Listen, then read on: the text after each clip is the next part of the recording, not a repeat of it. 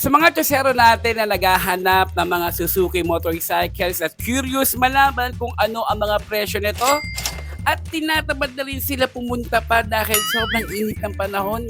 Nako, samahan nyo na ako mga tiyosero dahil pupunta po tayo sa Suzuki Cycle Mart 10th Avenue, Caloocan. At aalamin natin kung ano yung mga motorsiklo na available at kung magkakano from SRP to installment at down payment. Di ba? Kaya naman, hello mga tiyosero, mga boss, mga paps. Welcome back to Archie's Aloso Motovlog. Yes, at kung di ka pa nakasubscribe, subscribe na. Don't forget to hit like, share, comment, and hit that notification icon sa channel nag-start ng pagkakanvas sa mga motorcycle units, parts, and accessories. At tama nga po si Wala dyan mga tiyosero dahil 131,000 subscribers na po tayo at dahil po yan sa inyong mga suporta. At maraming salamat na rin in advance sa mga bagong mga subscribers natin. Kaya naman, pag-usapan na natin kung ano-ano ba ang mga laman ng Suzuki Cycle Mart dito sa 10th Avenue, Caloocan. In 5, 4, 3, 2, 1.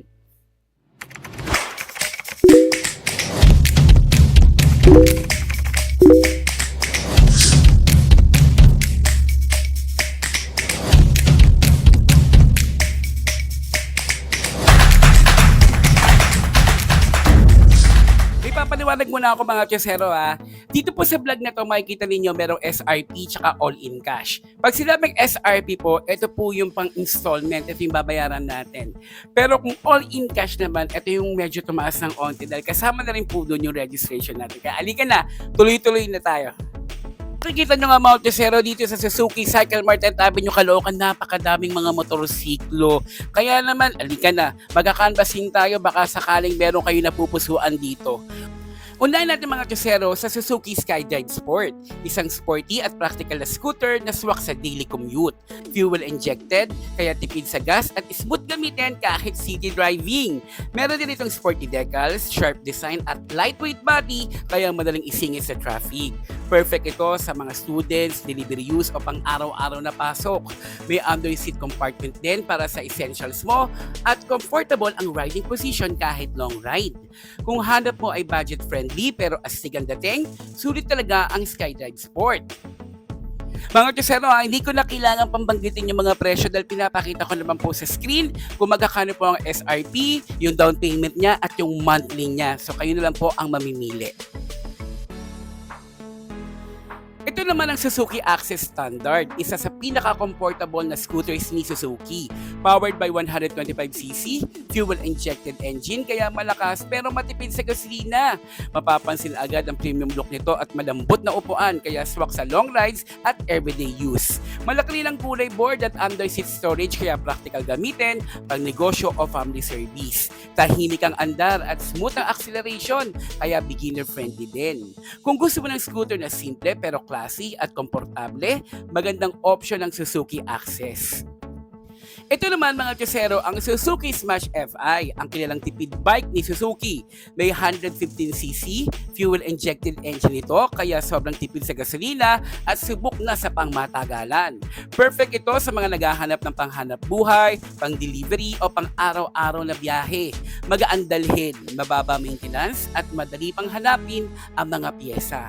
Classic underbone design pero matibay at reliable talaga sa long-term use. Kung hanap mo ay sulit, practical at tested na motor, isa pa rin ang Smash FI sa best choices. Ito naman mga tiyosero, ang Suzuki Raider Pro, isa sa pinaka-iconic na underbone ng Suzuki. Meron itong 150cc, dual overhead cam, fuel-injected engine kaya malakas ang hatak at mabilis ang acceleration. Sporty ang design, aggressive ang forma at bagay na bagay sa mga mahilig sa performance riding. May digital panel meter, sporty mags at manual transmission para sa mas ramdam mo ang power. Magaang ang body kaya mabilis humatak at madaling i-handle kahit city riding. Kaya kung gusto mo ng motor na may forma at performance, panalo talaga ang Raider Pro. Ito mga tesero, bago sa paningin ko, ito ang Suzuki DR160. Isang sporty dual sport motorcycle na ready sa city at light off-road rides. Powered by 160cc, wow! Kaya naman mas maganda ang power para sa highway at adventure riding. Mataas ang ground clearance at aggressive ang design, kaya astig-tignan kahit saan dalhin. Meron na itong upright riding position, kaya comfortable kahit medyo malayo ang biyahe. Pwede ito sa rough roads, provincial rides o pang-araw-araw na gamit. Kung trip mo ang adventure style na motor na versatile gamitin, solid option ang DR160. Ganda to ah! Ito naman mga tesero, ang Suzuki Bergman Street 125EX. Isang premium scooter na parang mini maxi scooter ang dating. Powered by 125cc, fuel-injected engine, kaya smooth at matipid sa gasolina. Malapad ang upuan at sobrang comfortable lalo na sa long rides. Meron din itong malaking footboard at malaking compartment para sa helmet at gamit. Premium ang dating ng design at may elegant touch compared sa ordinary scooters. Perfect ito para sa mga gusto ng comfort, style, at relaxed riding experience araw-araw. Ito naman mga tesero, ang Suzuki Bergman Street. Isa sa pinaka-comfortable na scooters para sa city at long rides. May 125cc fuel-injected engine ito, kaya tipid pero sapat ang power pang araw-araw. Ang pinaka-highlight dito ay ang maluwag na upuan at maxi scooter-inspired design. Malaki rin ang storage at comfortable ang riding position, kaya hindi nakakapagod gamitin. Bagay ito sa work commute, errands o kahit weekend rides. Kung gusto mo ng scooter na mukhang premium at komportable sakyan, sulit ang Bergman Street. Kung merong Access Standard, meron ding Access Ride Connect Edition. So ito yung modernong version ng Access Scooter. Naka 125cc, fuel-injected engine pa rin, kaya tipid at reliable sa daily rides. Pero ang special dito mga kusero, meron na itong Ride Connect features gaya ng phone connectivity at notification sa panel meter. Mas high-tech at mas convenient gamitin, lalo na sa mga modern riders. Comfortable pa rin ang upuan at smooth ang handling, kaya swak sa city driving. Kung gusto mo ng practical na scooter na may modern technology, magandang choice ang Access Ride Connect Edition.